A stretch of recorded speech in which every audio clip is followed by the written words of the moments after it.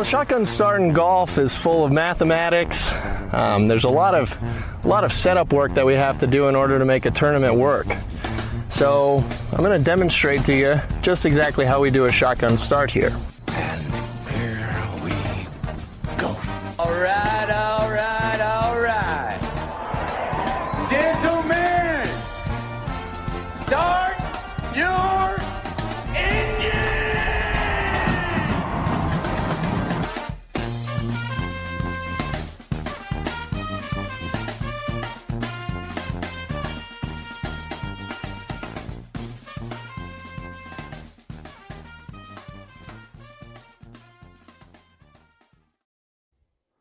Greetings and welcome to a Saturday edition of the Shotgun Start. It is September 27th. Andy, how we doing?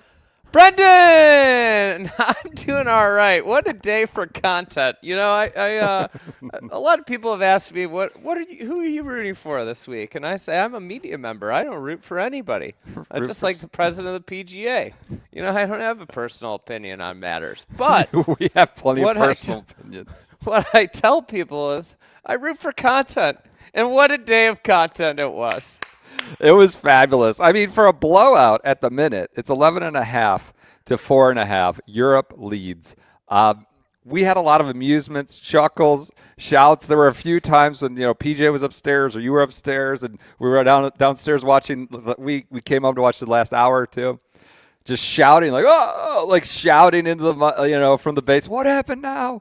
For a blowout, it was very, very exciting. A good afternoon all around. One would say an optimal afternoon, just like our friends at Optum, the health services company. It's a leading information and technology-enabled health services business dedicated to helping make the health system work better for everyone.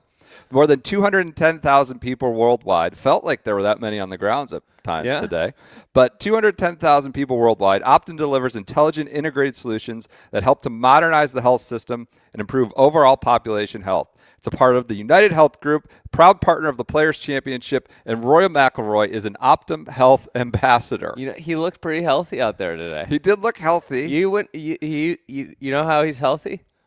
He's able to go 36 2 days in a row. That's true. Much to the chagrin of many people in the crowd. Yeah. He seemed a little too healthy. You got to visit Optum.com. Go to Optum.com to learn more. There you go. I would say the Ryder Cup has generally, it's big event, big business, one of the 5 best events of golf, maybe arguably the best event in golf. It loses a little bit of luster and steam when you get this home team blowout, right? Like I feel like, Whistling Straits, I would say was a little,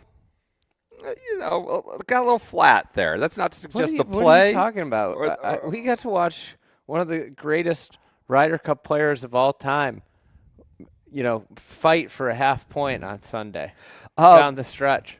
Rome was... Who's that? Westy.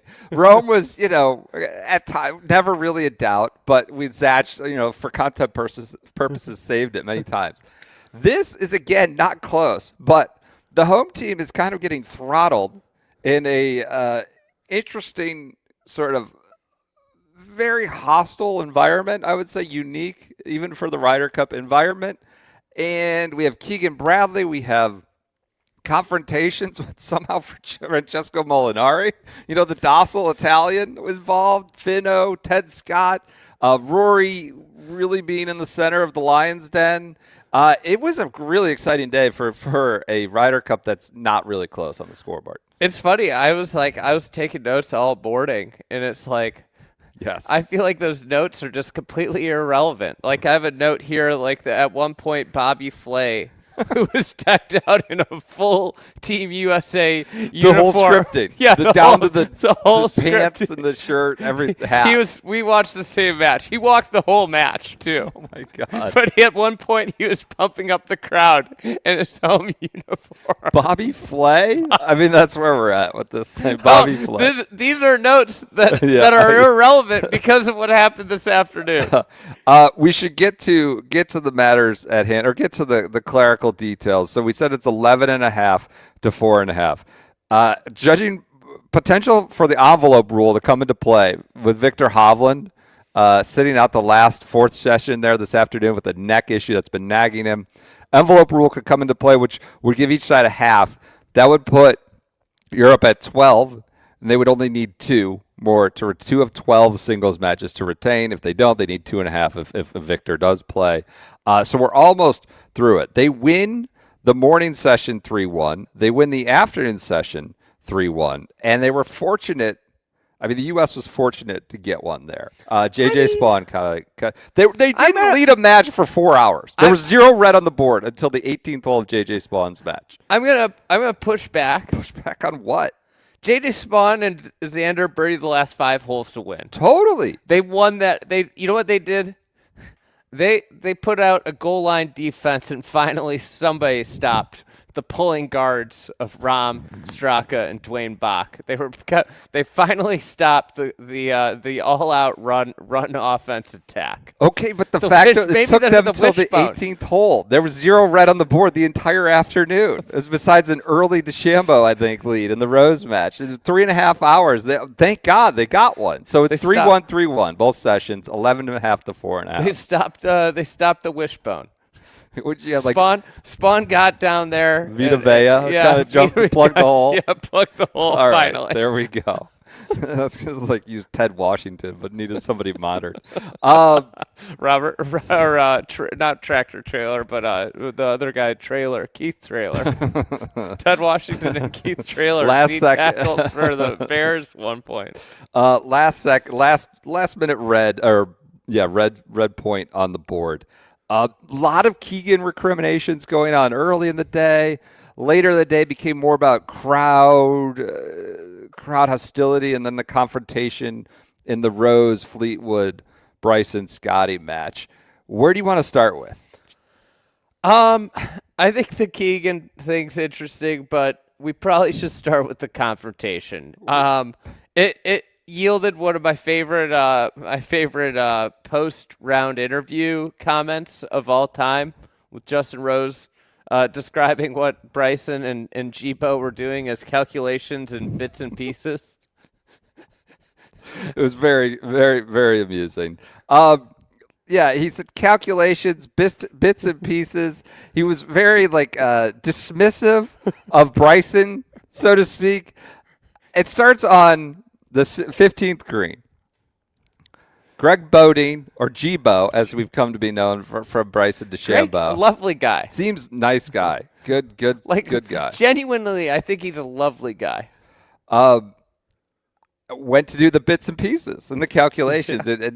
and Rose, I would say it was a pretty testy, spicy maneuver. I wouldn't say it was polite. Though? He said, if you're trying to hit a putt, and somebody on the other side of a match gets in your way when you're in your routine, you could be testy because they're out of order. They're out of line, especially at that moment in that match.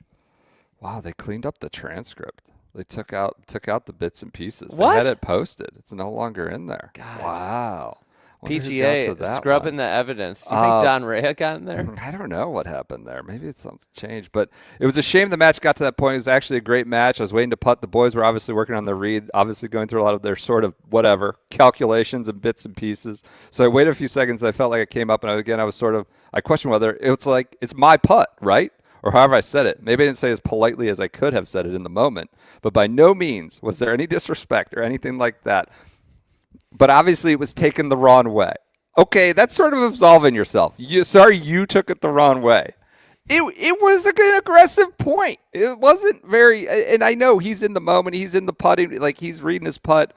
It wasn't. I'm not saying it's his fault at all. It was laced with a little tension. But he's not. I wouldn't say he's apologizing. I'm sorry if it was taken the wrong way. He's not. He shouldn't apologize. I know. I understand that. He got his way.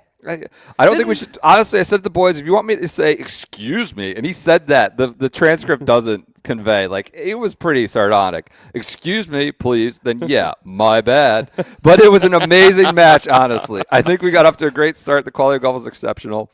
And then he said, "Listen." He asked if the thing was behind them. Rose said, "Listen, I hope so. I spoke to the boys. It should be, in my opinion. There was no intent behind it whatsoever." Like I said, I think especially Scotty, the way I admire him. I would add Scotty was really kind of not material to this entire. It was incredible. Did you hear him from like you know it was all blown up, and I think I heard him. I'd have to replay it again, but I'm fairly certain I heard him. Guys, can we just chill out? It was Which not is like chill. like anybody that went like a college fight, like a college fight. Like there's always one guy who probably smokes a bunch of weed. That's like, guys, come on, can we just hang out? Somebody got the guys on Red Bull and vodka. And the guys, right. Look, I think especially Scotty, the way I admire him more than anybody else on tour, the way he goes about his business, the way he goes about his life, and obviously just huge respect all around. But from my point of view, it was something that was sort of taken in a way that wasn't intended in a way. But obviously a big putt, big moment. I'm trying to control my environment. We're all competitors. But yeah, happy days, I think, all around. I wouldn't say it was happy days. It included... I would be happy if I was Justin Rose. He birdied 6 of the first 8 holes. Well, It would absolutely put a shellacking on Bryson and Scotty. I said Just happy completely took it to him. I'm saying happy days all around. It's happy days for him, but not all around.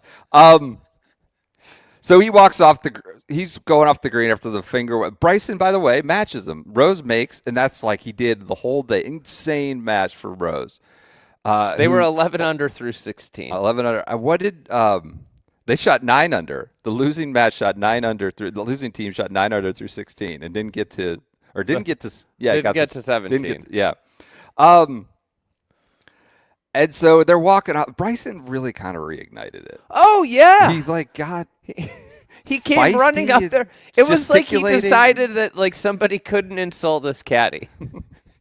Not that he even insulted him. All he said was like, "Can you move over?" It seemed like Jibo and Rose were like handling it okay, or we're going to figure it out together. But then Bryson comes in, and you could tell Tommy Fleetwood was like bothered. He's like, "Oh my God, like get out of here, Bryson." Then Finno, Jibo seemed kind of done with it. You know, Finno gets involved. Ted Scott, I would say, coming over the top of the ropes. Yes, Ted Scott then got really angry at Tommy Fleetwood. Francesco Molinari comes like scurrying in. Just it seemed to be a like human shield to get in between people, but maybe said something because Ted Scott got chesty, literally chesty into him, and was like, "Don't talk, don't touch me, don't talk to me." And it kept going. It kept going till the next tee, despite them trying to say it. Rose kept going. Look, I realize it's not, the 1990s Knicks taking swings at opponents with, the Heat or anybody on the floor. But that's in the LaCava, Rory, Shane Lowry zone for sure. In the middle of a match too, like in the middle of a match. That's as testy and as close as it gets to actual fighting.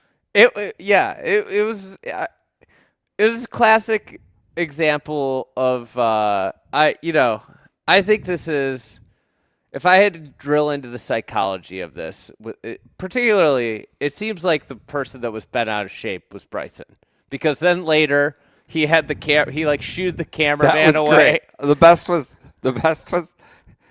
So the camera, this is a big news story, essentially, that happened. Camera's following Bryson and Scotty after the match, and Bryson's like, get out of here, get out of here. Didn't want the camera around. I guess he needs to be hitting pinball balls onto his gallery for a camera, his veranda to get a camera. And Scotty's with them, and Scotty's just like, oh, my God, is this like, do I have to be a part of this? Scotty seems like when can I stop walking with this guy?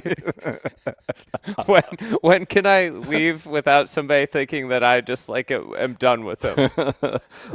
So he wanted the camera out of his face. They declined interviews. Let me ask you the question. Who seemed most interested in fighting? This is now our SGS Golf Advice Friday. Of the whole gaggle of geese that were involved in it, who seemed most interested in fighting? I think Ted Scott. I am totally with you. He came riding in. He got actually touching Molinari. Can we talk about how ridiculous this is?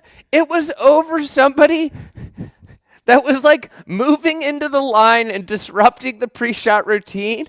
And all that happened, now, like whether he was polite or not, all he said was like, get the fuck out of my way. He didn't even say that. He was like, Yeah, he pointing. didn't even say that. But like that's all he said was get out of my way. And normal people, a normal person would be like, yeah, I screwed up. I'm sorry. And then feel bad. But somehow this turned into an almost fight. And that's because Bryson reignited it. Bryson thought, I'm going to play with Scotty. We're going to win this match. This is going to be part of saving the day and coming back. And he got his ass kicked by a 45 by the oldest guy in the field. They played Tommy well. Fleetwood. Scotty and Bryson played well. Let's not nine under through 16. They did, but not 11.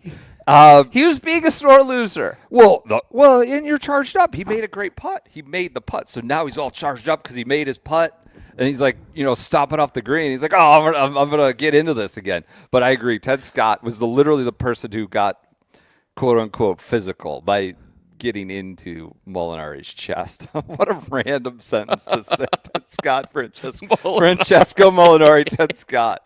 So we'll see what the he does the Sunday sermon social media. We'll see what Teddy has tomorrow for us. He's probably gonna have to atonement or something like that. Atonement. I don't know. I'm sorry, I don't have the verse and chapter. Lose your cool. Yeah. While we're here, I think we should hit on the first storyline that nobody's talking about today, and that is it appears that Scott Scheffler has gotten caught up. Internal Affairs has opened an investigation.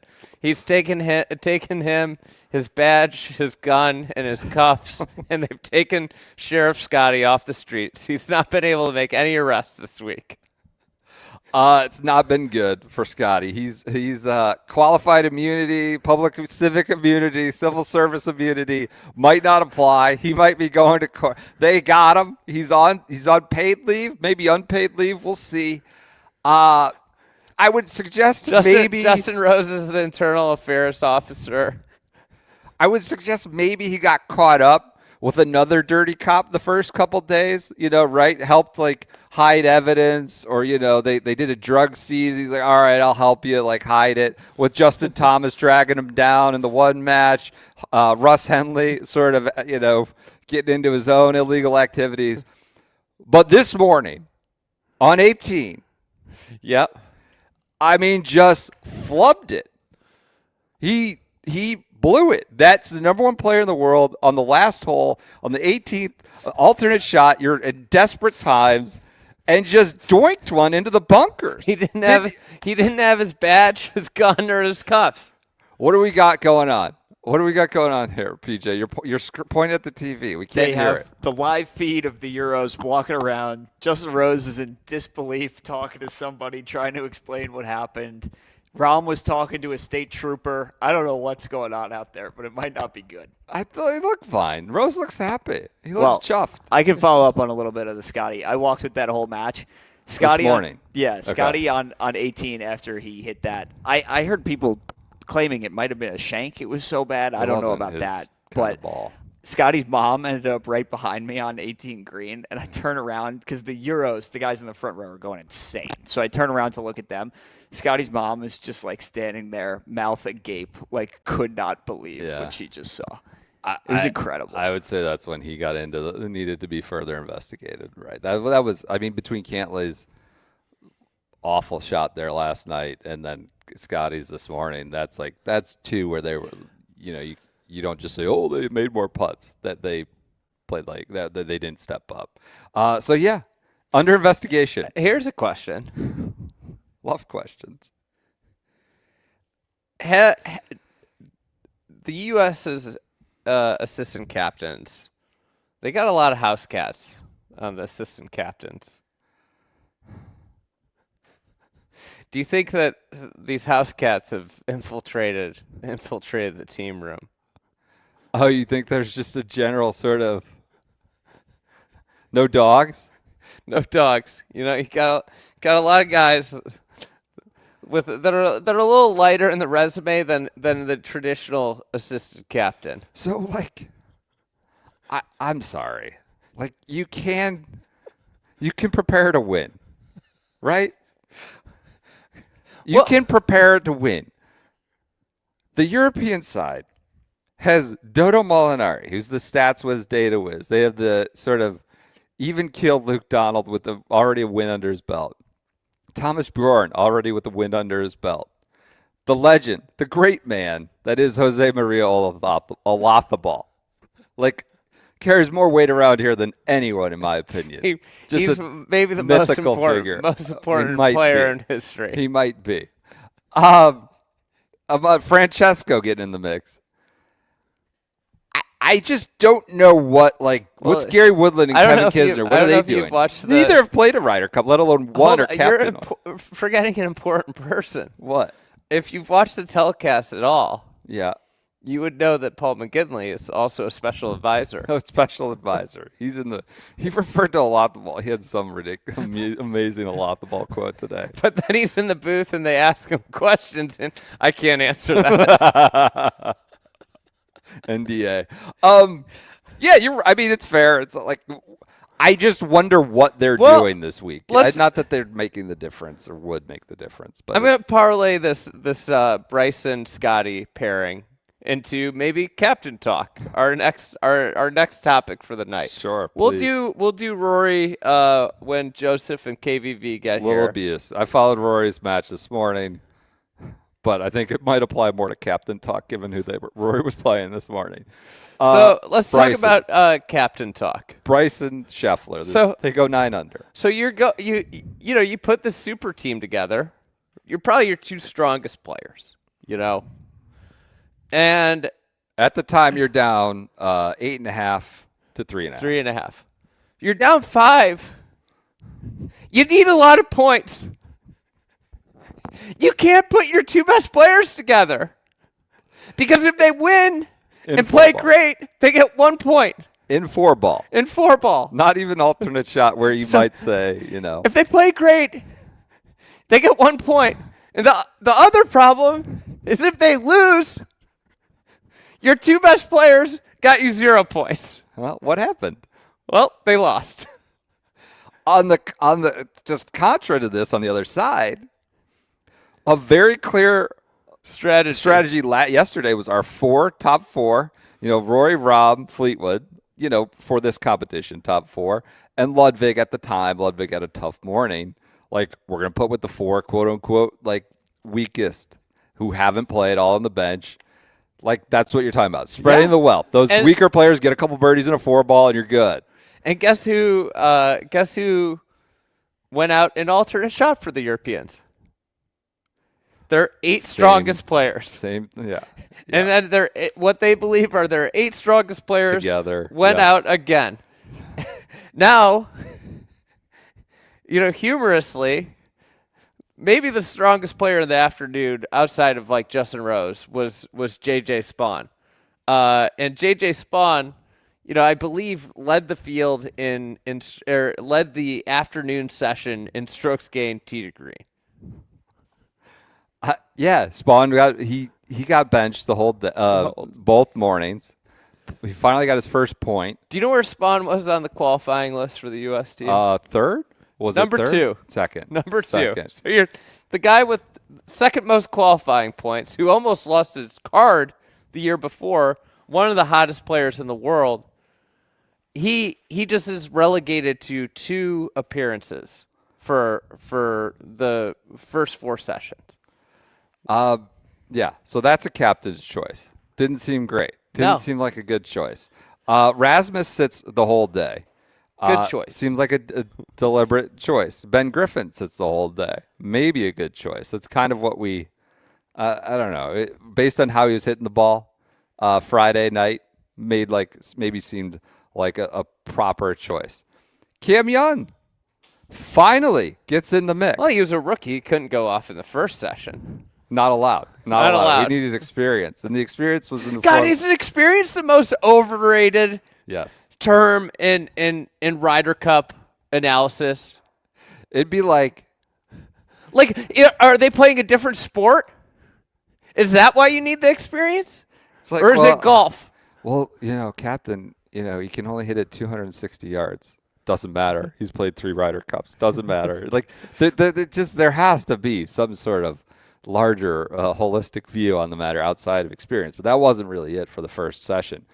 So 2 experienced players they put out in that first session, Colin Morikawa, Harris English, boat raced. Tommy Fleetwood, Rory boat raced them. Apparently they were very upset, though. Body bagged them. Yeah, they wanted an opportunity. They were very upset. Which, they wanted... You know, Keegan is sort of... Is he, Tom Watson would tell him, like, I'm sorry you're upset, but go sit in the corner. You can't find the club face. Keegan, on the other hand, got to play the tour. Like, there is that sort of contemporary angle, right? And so we recorded before lineups came out last night. He puts them back out there. And they didn't cross the road. We had this roadblock storyline. Will Colin Morikawa make it across the road? They made it.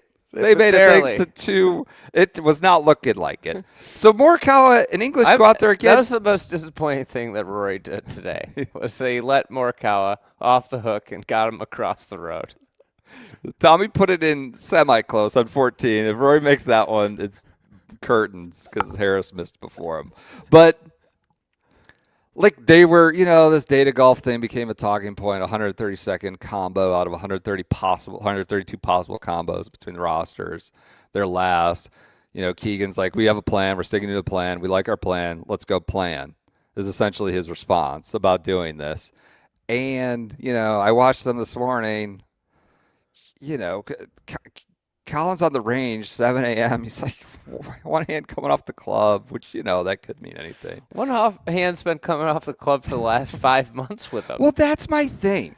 It's not like, oh, maybe he just had a bad Friday morning. He's had a bad, he was arguably the weakest in form. He puts a new putter in the bag this week. You're like, uh-oh, that might be a problem. They win the first hole. They get pull even on the second hole, and they would never lead. They fall behind on the third hole, and after that, it was like, how much are they going to lose by? That's all it was.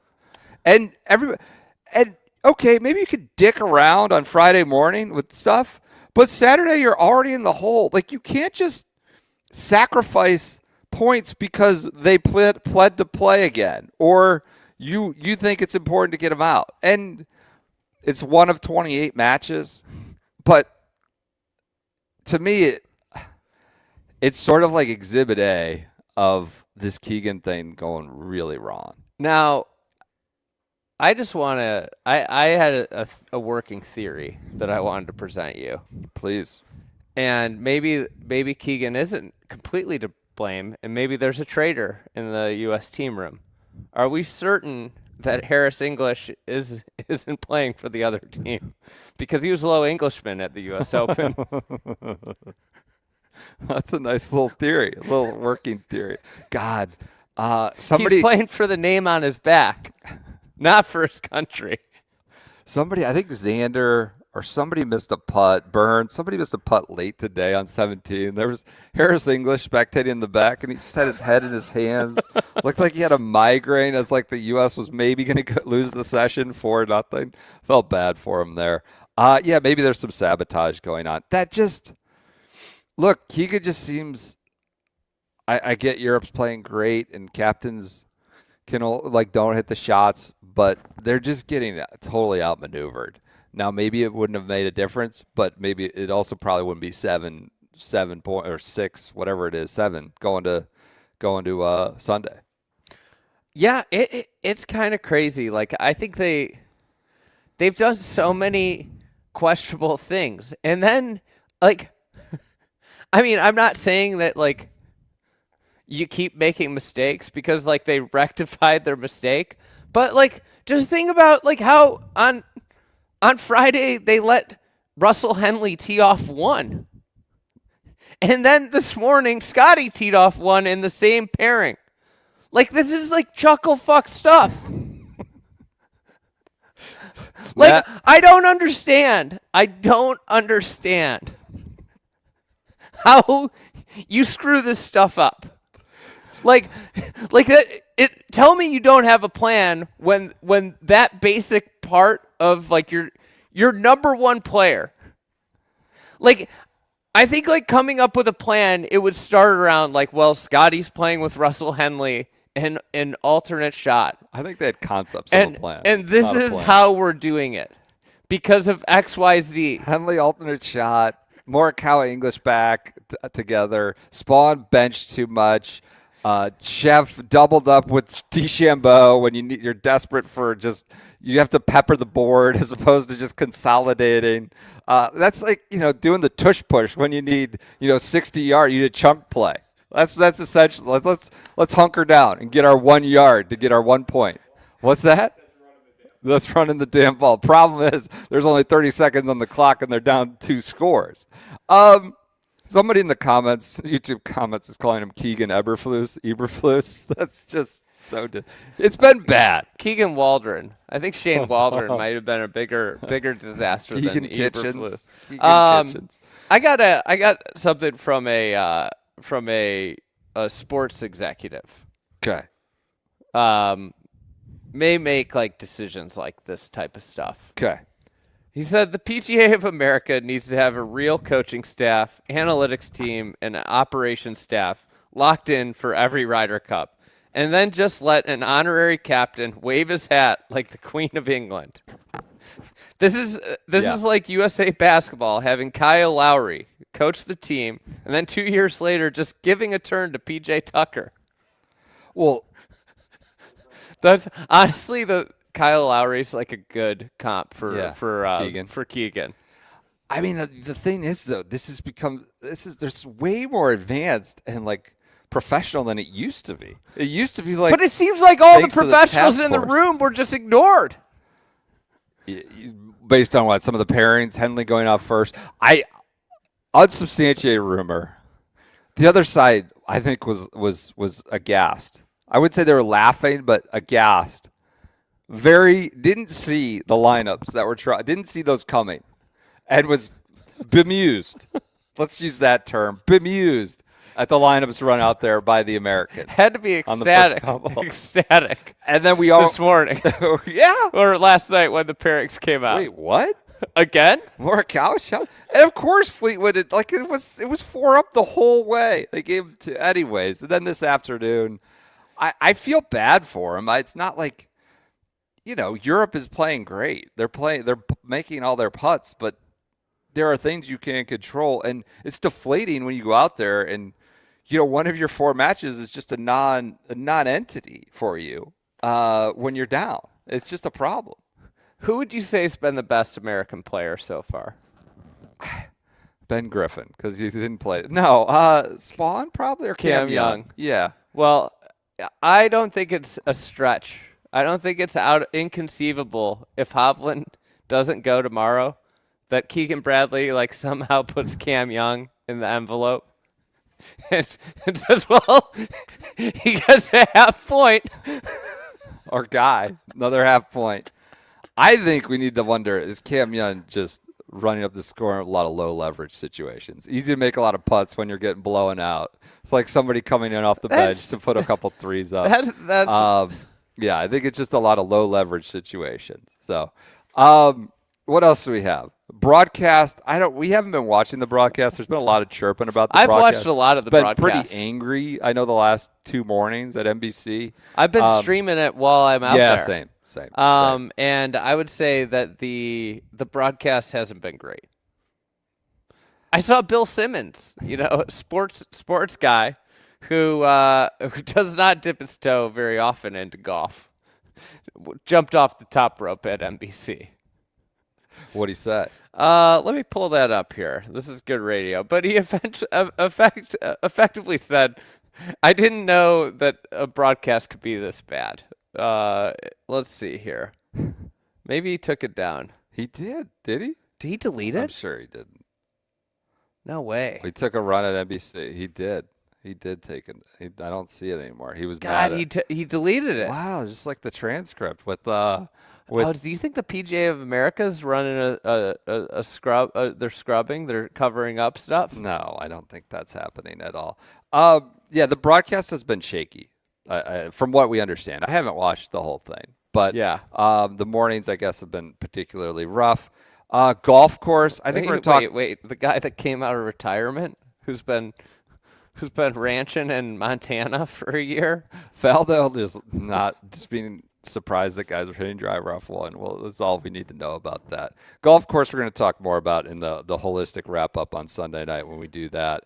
But do you think early on there was this notion that like they've made this a putting contest and that's where they're weaker, or not weaker, but it's like evening the playing field too much. I did see like pretty frequently, there's no penalty for missing the fairway, and there's no penalty for missing the greens either. Yeah. I think that's the bigger thing is like I watched Hatton and Rahm hit it like kind of pretty bad this morning for a long stretch of time, and they just got up and down. Rahm chipped in on the one hole, which honestly was one of the greatest shots I've ever seen in my life. Yeah, you were following the chip that in match. on 8 was so freaking good. I walked past that ball, and I looked at it, and I was like, "Oh my god! Like he's gonna be lucky if he hits this like 30 feet." It was just such a bad lie.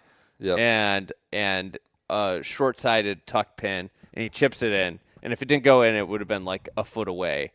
But those guys kind of scraped it around for a long stretch of time in that match. Yeah. And just got up and down over and over and over again and they were short-sided. They were in awful places. And they just kept getting up and down because the greens are like pillows and the rough is non-existent, or, where to a point where like, what I heard also? They gave these guys the hole locations before the match. What do you mean? All the teams knew the hole locations. They just didn't know what days they were going to be. Yeah. I thought, That seems like everybody gets a pin sheet before you play around. But you're saying they knew the 5 sets of pins they would for the 5 sessions? Yeah. It's like, so it's an open book test. At least they didn't play ball in hand today. That's nice. No, they did. They did? Oh, yeah. Never mind. Sorry. They did. Sorry. I think the ball in hand was a good idea. There was a lot of bad balls. It's. I mean, they're sticking still. It's good. It's going to be like that tomorrow too. I don't see that alleviating in September and all that. It is interesting. These Euros are hit it in the rough, and they'd come right over the top and drop one in closer. There's not a lot of penalty. Somebody replied to me, and I meant to keep this up, but I don't have it up, that the U.S. is actually statistically hitting the ball better. Yes. Yeah, like there's been a lot of like the tee to, like off the tee was dead even or almost ahead. I think they were ahead. It's changing obviously as we record, but and also like tee to green, we're very, very even, which is kind of not what you want, right? I mean, you would like a team that's, if they're dead even, you shouldn't be a 7-point margin. If it's tee to green, close to even. I don't know what they are now at the end of the 4th session. It shouldn't be a 7-point margin. Well, I think putting we do underrate. Like, it's a classic thing to do in golf. Is everybody always says putting's overrated. Yeah.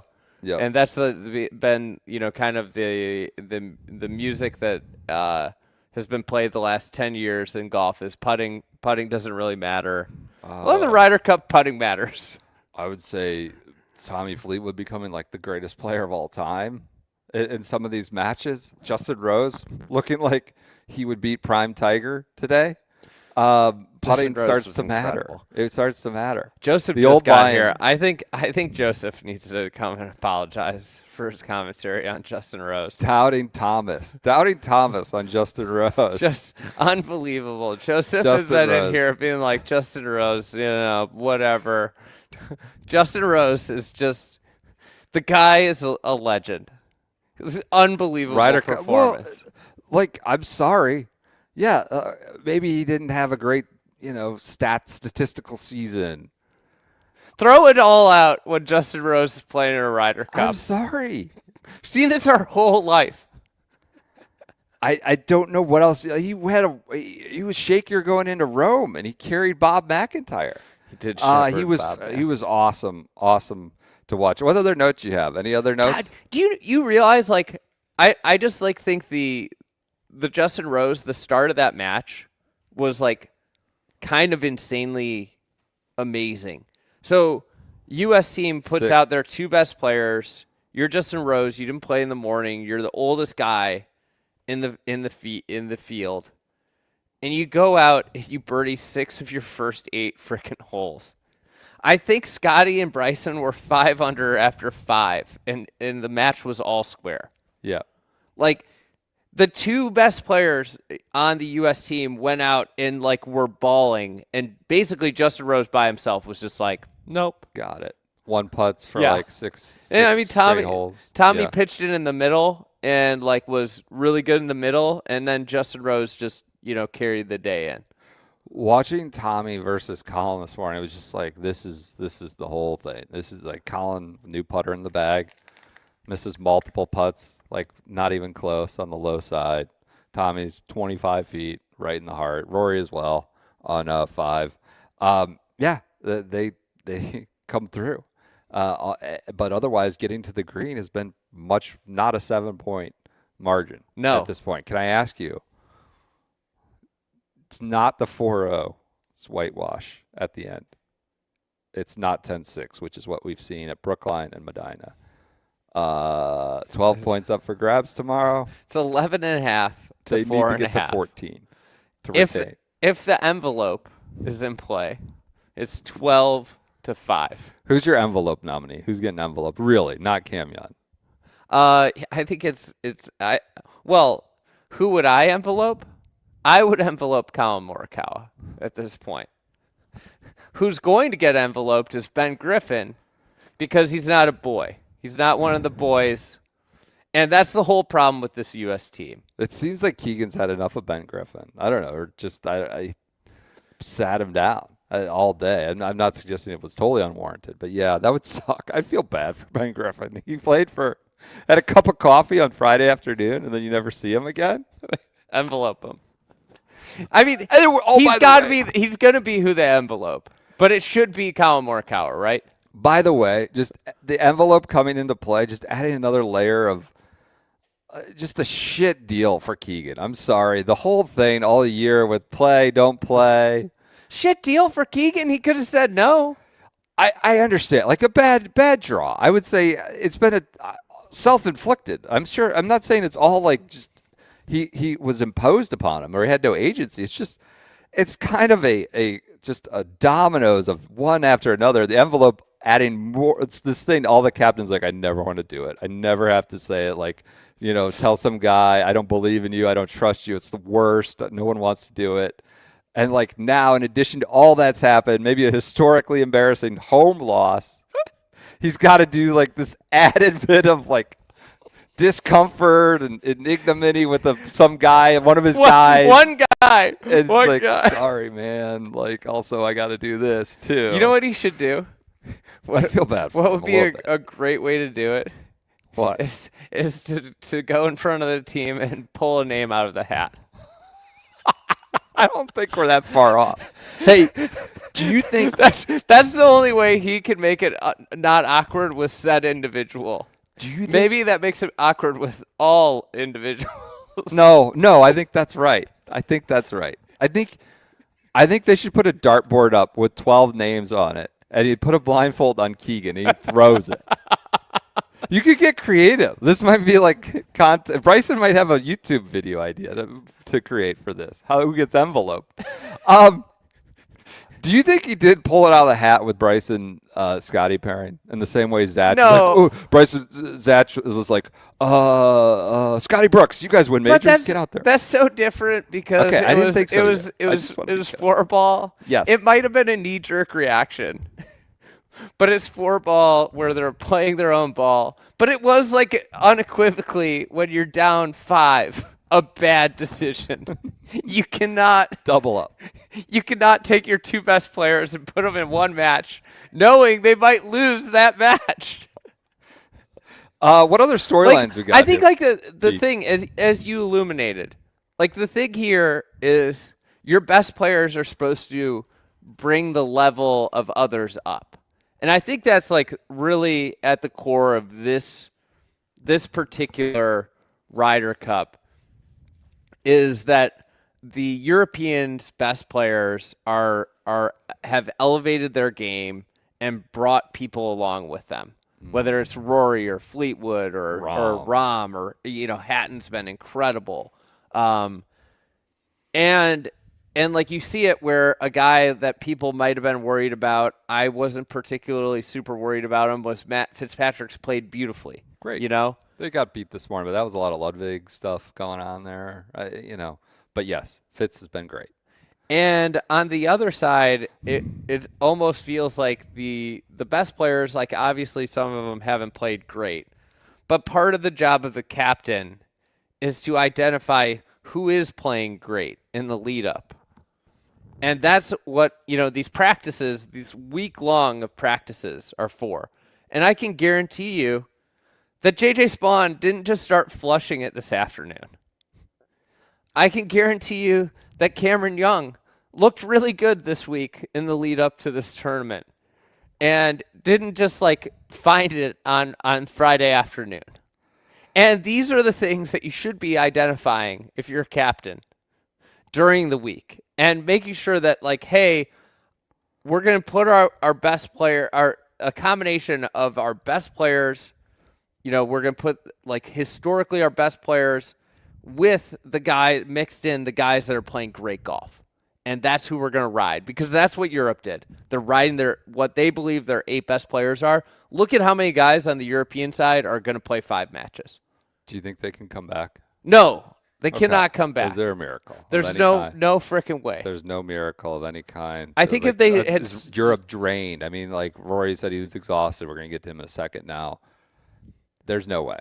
There's absolutely no way. I'm just trying to come up with some sort of Hail Mary. I think the bigger question is, does Europe run up the score, or are they partying tonight? No, I think they're running it up. I think that with the way the abuse, they want to bury them. I think they want it all. I think the they fans want to win probably all 5 have made sessions. Worse. They want to get to 20. I don't know. They want to do it. They're in Brooks mode. Remember, Brooks was we're going to 25 points or whatever they wanted to do. I think they do. I do think the fans have made it worse. Let's talk about that. Apparently, it got to the point where there was fist fights in the 18th grandstand, first and 18th grandstand, like you'd see, on Monday of an NFL game when there's, 49ers and Raiders fans tumbling down the aisles of a stadium somewhere out west. That still all seem to happen on the West Coast. When I wake up and there's fights from an NFL stadium, just like it's always Rams, Chargers, 49ers, maybe Raiders. I feel like I see those stadium fights most from there. Well, now we can throw in Bethpage Black for stadium fights. So that got there. It was bad this morning. Can we do one storyline before? Please, storylines. Right before. Let me know. Well, since we've officially packed up the captain discussion, the good news is, just like his competition, Keegan's bag is set and ready to be packed away in his garage.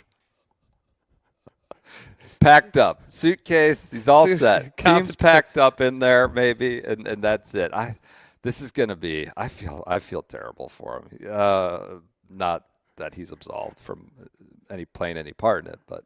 Tough scene. Packed up. Do we have any bagel boys that are on the schneid? We should do the bagel boys real quick. How many bagel boys are there? Well, we got a lot. There's a lot. There's one European bagel boy, Rasmus Højgaard. We're going to probably go look around for him at a local bagel shop. See if they're there picking out bagels in the morning. To be honest, he played once, so I'm going to call him one of those thin bagels, like the locale, where the bagel thins. He's there. He's less opportunity. That's Rasmus. Here's who's on Bagel Watch: Scotty, Russell Henley, Ben Griffin, who might get a charity half. Might be a relief for him that he's not in this bagel club. Harris English and Colin Morikawa. That's not good. Scotty being involved is not a good situation. Because 0-5. It was incredible there where they're Tommy Fleetwood has more points than the entire United States team. Fortunately, JJ Spawn rescued them from that Saturday night embarrassment to get them to 4.5. But, a lot of bagel boys there for the American side. Only one for the European side, and it's only because he played one match. Do we have any Aon Nicholas Jacklin Award winner preview? No, we don't. We don't have any. Been a lot of cursing here in the last couple days? I did want to ask, They've justified. is this exclusionary if you've already won? Because I think Rosie is in prime position. Well, I think he might have lost his Yeah, chance but on this the is like on the 15th green. a lifetime achievement award. Could be I mean, Scotty. he absolved himself. Could be Scotty with guys calm down. Scotty might think- win it because with the calm down, the calm down comments. That's your preview of the Nicholas I Jacklin. think Scotty, if he goes 0-5, is a lock for Nicholas Jacklin. He's leaving here with something. I think Shane Lowry should win it. I agree, but it feels against the spirit of the award to me. I don't know how Aon would feel about it. Fan video of Shane Lowry being, kind of NBA hold me back, but All actually time making hold me back. making a move toward the crowd in a way that I think he was just pointing them out. He walked right into his caddy's arms. I think it was an all-time hold me back. He did not make a direct move to the crowd. It was into some arms. Bryson putting under the lights. That's gonna close the 7-point gap. Bryson's out there getting these bits and pieces right now on the putting green under the lights. All right, so the hold me back. Let's get it to the crowd. Look, the PGA of America got what they wanted. This is exactly the precise This is situation what they've been they set it talking up. about. Their own Big, fans fighting in the stands. bigger. Constant abuse for they kind of almost fed into it, manifested it in a way that bring it. This has got to be allowed. Those New York fans, they don't hold back. It's going to be testy. They almost manifested it and fed into it, and letting it organically happen, which it might have happened as well. It was bad right away this morning, in my opinion. It was, they're doing choreographed chants that say "F you, Rory." Then there's also the WWF chant of a-hole, F you, Rory, a-hole, back and forth. Wouldn't say that's really creative. I'm not going to be a pearl clutcher. I just think it's stupid in terms of a chant. Rory amusingly blows kisses to the crowd. It's weird that he became, I guess he's the star of their team, so he became really the predominant 90% focus. And it was bad by the second hole. I wouldn't say they were necessarily shouting in his background, but it was pretty bad right away.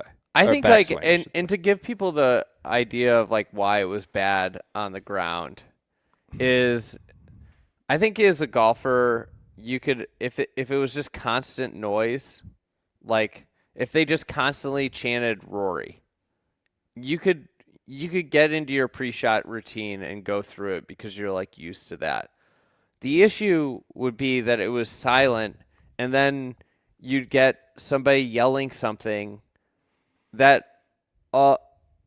nobody that yelled these things would say these things directly to his face.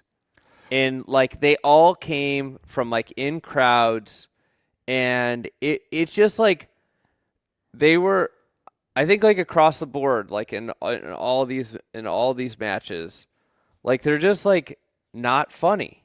They're personal. They're saying stuff about people's families when their families are literally right there inside the ropes. It was uncomfortable. And listen, you're talking I'm about I'm everybody for, too, not just I'm, Rory. Yeah, I'm talking about every European. Yeah. I don't know. It made me at times I was pretty sad for that this is a there are people in the country from out of the country to watch this event, and they walk away with this as a representation of American golf fans. It was, and I don't want to sound hasty or I'm all for having fun. I like watching other sports. I understand how other sports interact, but this whole week, really Friday and today, the fans have habitually crossed the line in crude and just embarrassing ways. I agree. And the PGA should be ashamed of themselves for they've been complicit in it. They have fueled into it with a lot of different ways that they've added fuel to this fire, including hiring and paying someone who said "fuck you, Rory" on before the first tee shot was hit with the microphone. With the microphone, you pay chance. This is it's insane that this happened, and it's I don't know, It's embarrassing. I can deal with like vulgarity, probably not like necessarily in this setting. Like I'm good with vulgarity if it's creative and funny and amusing, but like a token FU Rory is not for me. Like doesn't do it. I don't think it's creative enough. I don't think it's amusing enough. I don't have to clutch my pearls about vulgarity, but like it's just been kind of stupid. I don't know that it impacted play. It seems like it did in the afternoon. It definitely impacted play. They were standing on greens waiting for. Yeah. Like, so they kind of got what they really seem to, I wouldn't say directly promote, but implicitly promote. And I don't know. You've got fights in the stands. You've got the Rose thing happening, which was sort of amusing. But with the Shane, and it sounds like Shane was having like a lot of jokes made about whatever, his weight and all this stuff. And I think like almost Europe would probably make fun of like Harmon, you're short. Like I think like some of that stuff, if it's creative, can be okay. But I don't know. There was a lot of stuff about all the wives, like, it felt like all of them, and they're like, right what there. Are you doing? Like that's like the thing that got me is like if it was like if my wife wasn't there, I might be like, but like your wife's right there inside the ropes. It's like why would you even go? Like why I wouldn't even want my family to go to this thing, which is like so out of like the whole point of the event. This isn't even golf for gentlemen. I like the Phoenix Open. I don't care, but it's not. You wouldn't say some of this stuff at an NBA game if you were courtside in the proximity about someone's wife to whoever standing right. Luka's standing right there, and you make a comment or whoever. You wouldn't say this to a football player if you were in that proximity. Like, right? It's this ability to kind of like hide and just shout it out and like duck and hide. I mean. Joel Beal had an article at Golf Digest where he had even a woman in the official volunteer attire who maybe was like off duty saying something to Rory about his ass, like you have no ass or something, but screaming that while she, I guess, off duty in her volunteer uniform. I think for me, like personally, is it uncomfortable for the player? But if you're the player and all they're focused on is shouting negative stuff at the opponent, you're already like one up, in my opinion, because that suggests there's an absence of something to cheer for. Or if they're more consumed about jeering, literally they were saying they called Tommy Fleetwood Tommy Chokewood as he was like boat racing Colin Morikawa and making every putt the opposite of choke. Like, that's all they had to do was say like Pinehurst, Rory, as he's like making putts. I would say the stain of Pinehurst is pretty much gone. He won the effing Masters. Of course, it could be another one, but they had nothing. But that if you're Rory or you're Fleetwood or Rahm or Hatton, and like the crowd is all they want to do is try to get in heckle you and talk shit and say dumb shit to you. To me, and that's what the fervor is for. The fan fervor is for. What can we shout at the opponent that's currently whipping our ass? Then you're kind of already one up, and you should feel good about that from a competitive standpoint. Obviously, personally, it's a separate challenge to have to deal with. That's annoying as hell. But that suggests to me that you've taken the juice out of them. Yeah, and I think like that's the thing is like we saw earlier in the week, a fan. Like Rory was playing around with a button on his shirt or trying to do something, and the fan said, you don't need to button that up to choke. And Rory looked at him because that was creative. He was buttoning his shirt, and he looked at him and laughed. And said that was a good joke. Yeah. Like creative jokes are good jokes. Yeah, both he and Lowry acknowledged that one. It wasn't good. We're going to bring in Kevin and Lamagna to talk about. They were both out all the way through the afternoon. We pretty much got word. You were out with Rory early, Andy, and like you started texting me like this is pretty intense. I was with them all morning. I thought it was bad in the morning. It was only going to get worse. but it was dialed up when you Yeah, went out with him early. it sucked. I think like it just like was not a fun. It like I guess like I'm a media member. I'm sitting in there. I was uncomfortable with the situation, which is like what are we doing? Yeah. It wasn't ideal. I know some people on the American side. Families forever. I know some people on the American. You don't have to get that close. Jesus. Some people on the American side, like we're apologizing to people, to certain European family members. I would say, like, where are you with the JT stuff of like, let's fucking go get the fuck up, and then like telling people to quiet? Like, I feel like it's a tough spot. I think that's where I fall on is like they needed energy. Yeah, and he's trying to. They needed stuff, and Cam Young made some great putts. He made some great putts and hit some great shots that like deserved to be like cheered. But at the same time, he would be like, it was like kind of talking out both sides of your mouth because he would be doing this and then he'd get to the next tee. And I get it's like a hard situation because the issue, he wanted more like reaction to great shots. Yeah, he's trying to fire it up. But then the whole problem with the whole day was when it went silent and it was like, it was bad actors. It was already toxic. Like, I don't know what you were supposed to say to him. He knows it's a toxic situation, but he also wants to pump people up. And it seemed there was a suggestion on the broadcast that, like, Lowry was a little bothered by that, maybe. This is from the broadcast. I don't want to, like, kind of put words in his mouth, but that, like, what are you supposed to do? Lowry's like, hey, man, like, you saying get up, let's go is also fueling what you know is a toxic, like a pretty bad environment is how you would imply. I have some thoughts there. Breaking news. Yeah. Preferred lies are in effect for Sunday There we sales. go. Great. Just another way to this whole thing's been sort of a comical dump. I ahead. think it's okay to want your own fans to celebrate good shots and to have them react to good stuff. I think that's if Justin Thomas was here, I think that's what he would say is like, I want our fans to be really like excited when we make, big putts. And I think what was happening out there, Andy, I think I kind of agree with you. I'm going to list in a little bit like all the reasons that the U.S. should be just completely embarrassed about this like Ryder Cup in general. But like, if I can be serious for a moment, it was kind of a sad day for golf. Like, it was awful out there.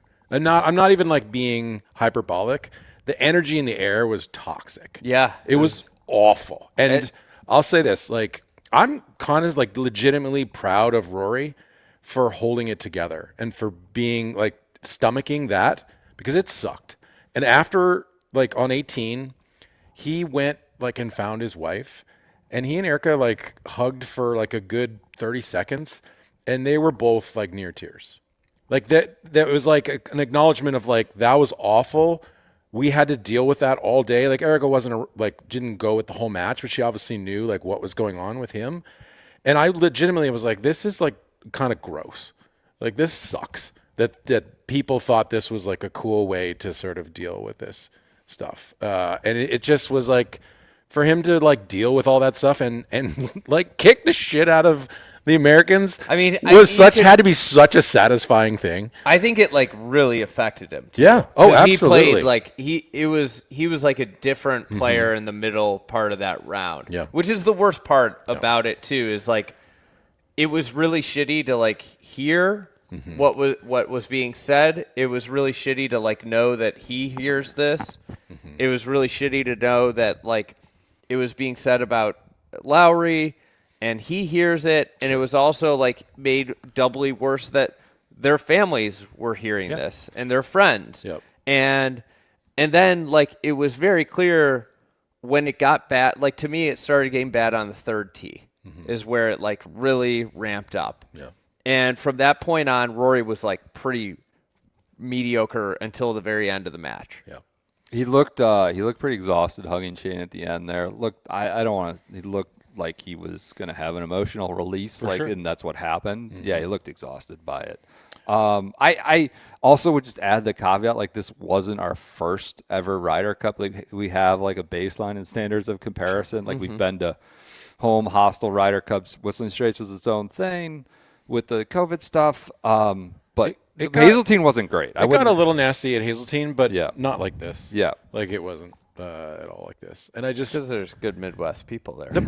Joseph and I were talking about this. Part of the problem is it's such a cowardly thing to do, to be 10 rows deep in the audience, to wait for a quiet moment and then yell out something that's not witty, that's pretty shitty, that definitely you wouldn't say to that person's face, and then just run away from like the cops who are sort of there to kind of like quell things. I mean, at one point there was, I would say, 35 police officers and State Parks Police like walking inside the ropes to try to deal with it. I saw Thomas Bjorn, someone said something awful as they were coming off 17th green, and Thomas Bjorn was like, that guy's gone, get him out of here. And the cops were like, oh, did he really say something? And Thomas was like, yes, he said something awful, get him out of here. And the guy just like wiggled away, and so they didn't get thrown out. It's like, well, how do you even police that or whatever? Well, also, like, you get to the end of a day, these guys paid $1,000, which, like, this is part of it. If the higher your ticket prices are, legitimately people are like, I paid $1,000, I can do whatever I want. For sure. And you know that you see this at high end resorts where golf, where slow play is like insane. And it's like, well, they paid $550 to play, so they can do what they want. Sure. But they have these high ticket prices, and then these people come for one day. You know, the difference between this and the Masters, like if you just like think about it, is like Masters well, there's a lot of things, but Masters, like there are repercussions if you act like an asshole. Yeah. And like your badge is gone or you're banned forever. For life, yeah. People want to go back to that. This event, the way it was set up, is everybody that came got like ripped off in terms of how much they paid.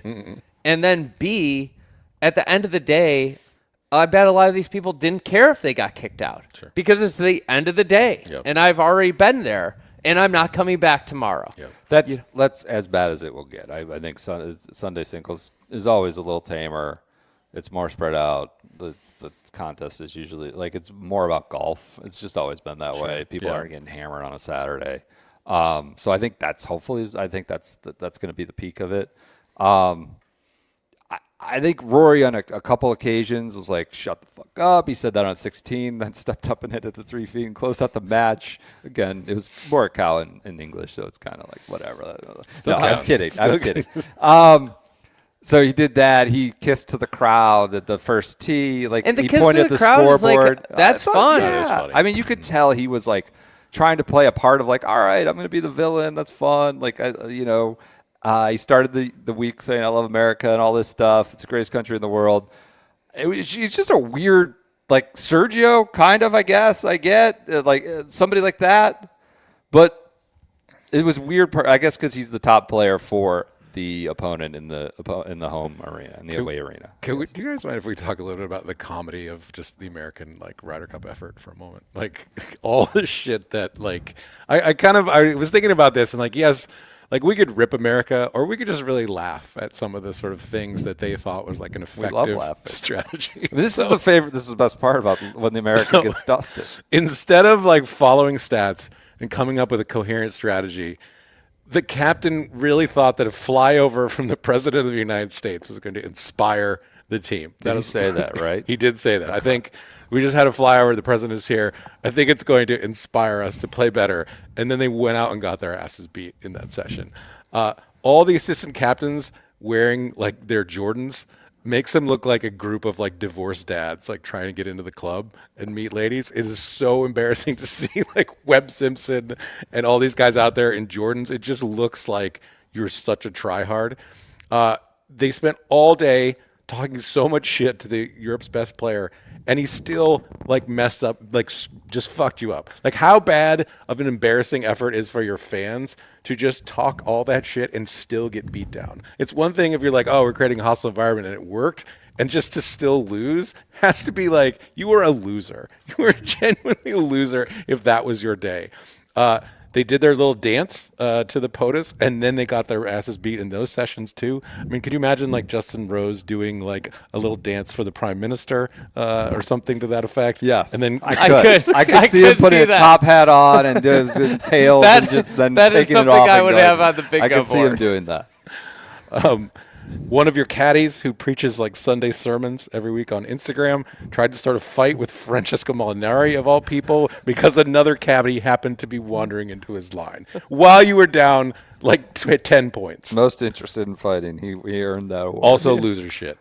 Again, this sort of extends into last Ryder Cup. One of your best players made up a lie about how his hat didn't fit because he was pouting over money and wasn't really motivated to play well until people started talking shit about him not wearing a hat.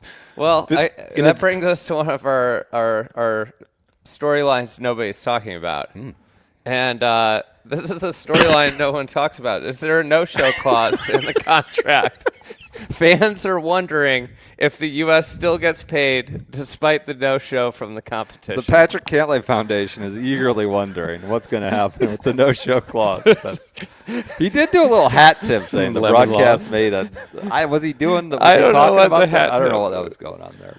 But lastly, I wanted to say you've had essentially 2 mutinies in the last 25 years, like the situation with Tom Watson, the Sutton thing won't quite go as a mutiny, but you could say it's a long-running feud.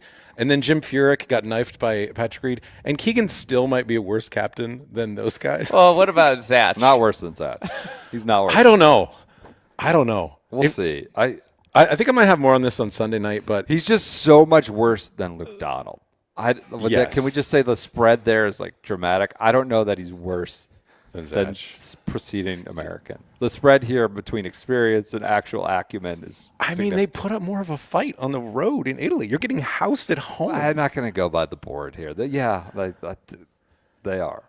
I do think like it needs to be said, Europe's playing freaking awesome. Yes, that's what I want to add a little. He's given them quarter. He's given them some quarter.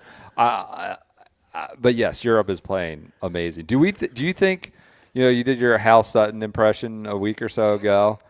Do we eclipse worst home loss ever? That was 18.5 to 9.5 at Oakland Hills. Oh, they're not getting 5.5 points tomorrow. You don't think they'll get to 9.5? No. You think they just give up? I mean, I'm not saying 5.5, falling short of that is giving up, but do you think there's a scenario where it's?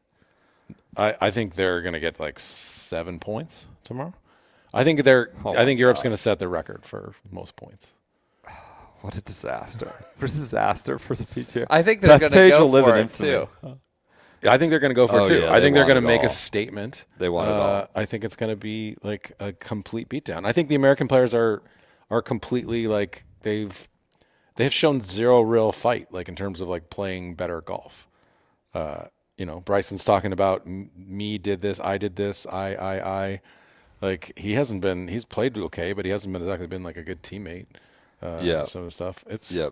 It's embarrassing. They deserve to get absolutely cooked for this. This is like one of those beatdowns that used to happen when they used to have to take a boat back and forth for this event. That's some shameful shit. I just think, honestly, like Keegan deserves some. Like I'm gonna a little bit more about this on Sunday, but if he did follow the advice of the stats people, and this is what he produced, then like the stats people are awful and the stats people need to get fired. If he didn't follow the advice of the stat people, then the stat people should come forward and resign like members of like an administration where like they're embarrassed by that they won't take their advice behind the scenes, like an economic advisor who's like, I can't put my name to this. My reputation is being ruined. They should publicly denounce the Keegan Bradley administration and basically say like, I will not be a part of this anymore. Because like who would hire these, Scouts Alliance people again after this performance? If that said, oh yeah, you should definitely run back your worst pairing. You should definitely cut down the rough and minimize like the skill advantage you have in recovery shots, in overall length, in like around the greens, and just turn it into like a putting contest where you're sort of a coin flip with Europe. Well, they thought they were better putters. Well, and this is the problem with I don't want. I'm going to get into this. This is the problem with everybody that just analyzes golf by strokes gained.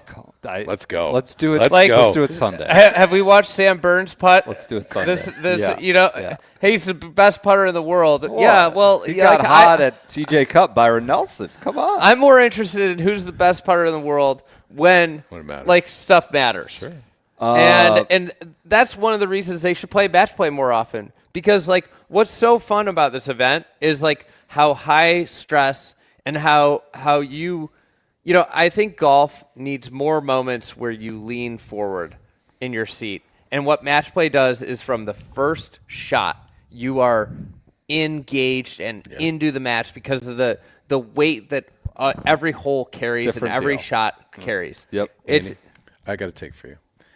Match play is so absent from pro golf, but it's the predominant form of competitive golf. Amongst for people, recreational golfers. Right. I think if you include match play in the evaluation of a golfer, which you should, then the best player in the world might not be Scotty Scheffler. It might be Rory McIlroy. It might be Tommy Fleetwood. And I think we need to put that out there as that should be part of the evaluation. It used to frickin' matter. That's why one of the majors for a long time had match play involved, because it was part of the overall evaluation of how good a golfer is. And we've gotten away from that, and this is the one event where we actually get to see who's great at match play. It might be Jon Rahm. Jon Rahm truly might be a better overall golfer than Scotty Scheffler if you take into account that kind of stuff. Keegan Bradley has a message for his team tonight. Have you seen what he's delivering? What is it? Boys, let's cover this. Who would you like? You could pick people to give a real win for the Gipper speech or a fire and brimstone speech. I wouldn't pick Keegan Bradley. I'm just going to say that. Sure. Mike Vrabel. You're on the right track. Oh yeah, baby. 28-3. 28-3. He's going to Patriots. Wow. He said, "Your last chance to address your team before you go out to the matches tomorrow. What's your message?" 28-3. I was at that Super Bowl. I watched it. What a cool thing to have witnessed live in person. Yeah, you ain't playing the Falcons, baby. There's no scenario in which Kyle Shanahan is going to call for a pass when all you need is to friggin' kick a field goal. How many things would they have to screw up tomorrow? Is it even possible? Well, for this to be competitive? the first thing they could screw up is playing Victor Hovland. The smart just thing take to your do, half point. just take the half point, and this. So the number one, if we wanted to create the roadmap, sure. Number one thing You're at 12. is they play Victor Hovland, and thus they create another opportunity for the U.S. to withhold. Number two on my bingo card of how they win. Mm-hmm. The European team gets awful food poisoning. Okay. Unsubstantiated rumor that has happened at the team, the family hotel, not the team hotel. Not food. There's been some buffet issues. Some parents didn't make it out today. So yeah, possible. Non-zero chance. It could be like the Team Utah Europe Jazz. Europe side. Utah Jazz. Wasn't it in Utah that Bulls got food poison? You know what New England sports analogy I would use for Keegan? Hey, hold on. I just want to be real quick here. I brought up the Utah Jazz, but I wanted to remind everybody they got great young core. And that suites are available. They're available. Great young core. Great young core. And Utah fans are passionate. If you want to be a part of a passionate fan base, they try and food poison the opposing teams in the 90s, but those days are way behind us. They grew up. Maybe American golf fans should grow up. My New England sports analogy for Keegan would be Grady Little leaving Pedro and just you let Kellen Morikawa just stay out there and get slaughtered. That's what my New England sports analogy is for Keegan. But maybe also the U.S. Ryder Cup team just missed their window with Keegan, like North Carolina football missed their window with Belichick. They may have done so. If Keegan 28-3, I can't believe that's what we're getting. We'll do this tomorrow, sure. But if Keegan had resigned the captaincy and just played, and Stricker had taken over, would they have been better off? I kind of think they would have. I mean, there's a lot of ways they would have. Maybe been they better have off. 5 points. Like it's hard to say right now. Yeah, it's hard to say right now. Anything else, Lamanya? Do you want to get in here? You have anything to add? You were very. Are you writing about the crowd? He was up close in the Rory match for a lot of it. Jump in here. I don't know if you can get in the shot, in the frame, but jump on the mic. I don't need to do People have been like, we're looking to the luxury box when we do this. Like, You want to come on in? Come on down. Look We at don't need this. to be You in got the the snugly. you got the chase, the whole chase. Saturday over Night here. Live. They You got know, pillows. yeah, family is forever. Well, The throw pillow. both boys want to get in? Russ Henley, you have any apologies for making him the number 1 overall pick? Bagel boy. I mean, no, I don't All have right. any apologies. Okay. I'm not going to apologize for Justin Rose. I think you're taking that a little far on what I thought about Justin Rose, but Body no, the- bag. You did Yeah. put him in the concerning category. Yeah, You I were was concerned. I was concerned about him. Okay. I mean, so was Europe. They Hey, didn't play him in force. I've got breaking news here. I've got the pairings. Oh, Oh, we get it? exciting. Let's do it. Are you sure? Yeah, I have them. Okay. I got them. Okay. They might not be out yet, Oh, all right. that. All right. but I have them. Live. Live. Look at this. Live show. All Tune right. into the Shotgun Star. Are you ready? Are we ready for them? Yeah. Yep. All right, we got Cam Young is going out first. Bum, bum, bum, bum. He draws. This might be the ultimate Joseph. I just- Cam Young draws Justin Rose.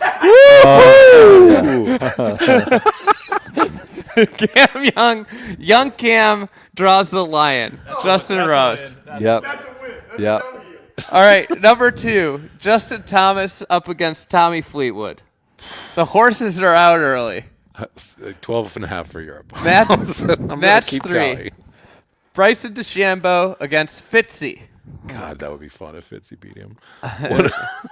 Two guys that won't let Ooh, him drop what out. about this one? Two What guys a that won't let juicy it drop pairing of in the alcohol fourth touch their game. mouth. It's just that's the teetotalers pairing. Fitzy versus DeChambeau. That was great to see Hatton and Fitzy out there together today. So match 4 is Scotty Scheffler versus Rory McIlroy. That's great. That's great. Now, just one added thing to this. One golf media member said that he was gonna quit if Scotty Scheffler went 0-5. That's Dan Rappaport said he was gonna quit. A lot hanging in on this So that's just a game within the game within the Rory. Dan, That's not good. Rory I'm Scotty hanging in there. Scotty subplot. So does Rory have Dan Rapp's career in his club? Apparently. The little I it's missed- a, is that it's a tweet or something? Scotty Okay. takes a dive. That is interesting. All right. Patrick Cantlay, match 5 against Ludwig. Xander Schauffele against John Rahm in match 6. JJ Spawn in match 7 against Sepp. No. Man, Oh, yeah, that's you're right, yeah. that's like a high school nose tackle squaring off against Low Scat level. back. the offensive They're down tackle. back. No, I've seen. Spawn's a nose tackle? He's a high school nose. You know how they're Oh, yeah, always like the a tough, 5, yeah, the 5'11" 5'6", guy. Yeah, he's the just 5 badass. foot. Yeah. Can't block him. He's got too solid of a core. JJ Spawn's the high school nose tackle. He's going up against the D1 offensive tackle and Sepp Straka. Okay. Good. Russ Bus Henley against Shane Lowry. Ooh. Benny G. Not the man in the envelope. We don't Is- know who's the man in the envelope because Is it's not. Rasmus Højgaard. Really? Yeah. Griffin versus Højgaard. All right. Two guys One, off the bench. one bagel boy, no more. There you go. Maybe they'll collude and both get off the bagel list. Colin Morikawa against Tyrrell. And then Sam Burns, Bobby Mack, and the last match is Harris English and Victor Hovland. Wow. Not a lot of confidence. Did he put in Harris in putting the? him all the way. I guess. God, I No, feel that like- doesn't. I guess you necessarily got to have mean that. confidence I feel in like the last Harris- guy because it only matters if it's. It doesn't matter if you're on the. That doesn't mean Harris is in the envelope. JLM, can I ask you a question? Go for it.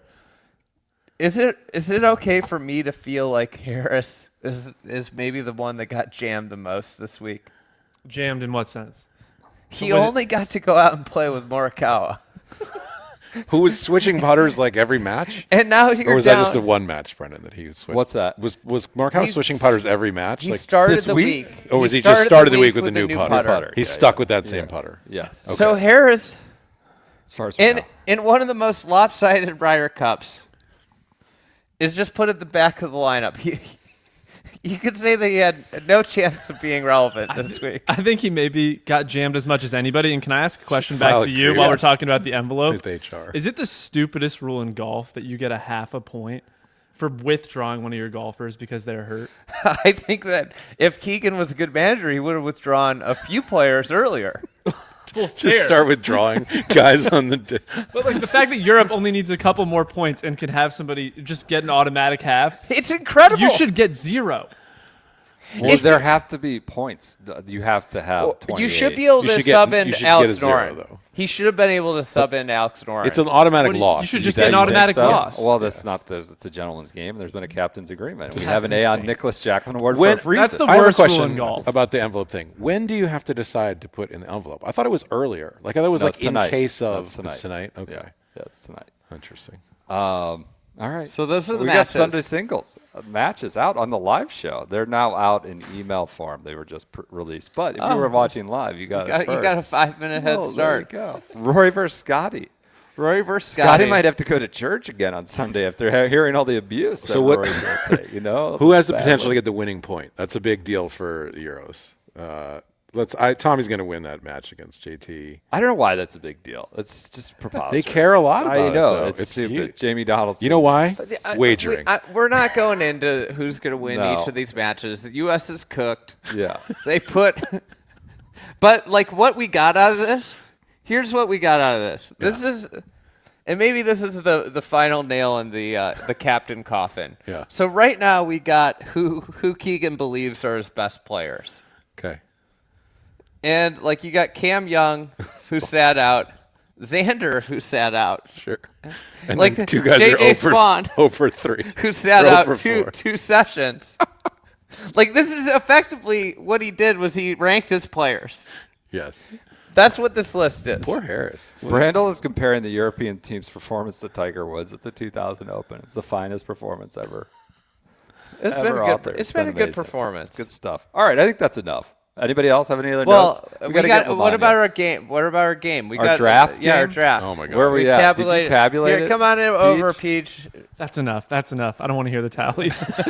Russ Henley, Stop the pod. Stop the pod. I might be in last. My brother, we are not in have, last. Let's go. I know. I think I'm in dead last. 3.5. Oh, there we go. 4. The boys got me. I just got a chance, though. I 11. Okay. 13.5. 13.5. Andy's almost won his own Ryder Cup. He's got only a half point to retain the cup. Game That's on right. tomorrow. That's right. By 2 very clear games within a game tomorrow. Yeah. Lucky for us. Who are Well, the there's 3 head-to-heads? clear game within the games. What? You guys for last. Yeah. Us for first. Dan Rappaport's career. Oh my God. Wouldn't the U.S. be better off point-wise just offering to have all 12 matches? They'd get 6 points. I don't know that they'll get. And then they could win the Nicholas Jacqueline Jacqueline Award Award for the ultimate concession.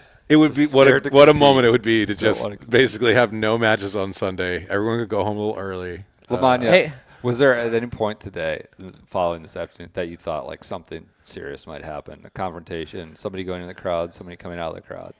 You were like, you were texting us very alarmingly. Yeah, I mean, I was with the Rory group start to finish.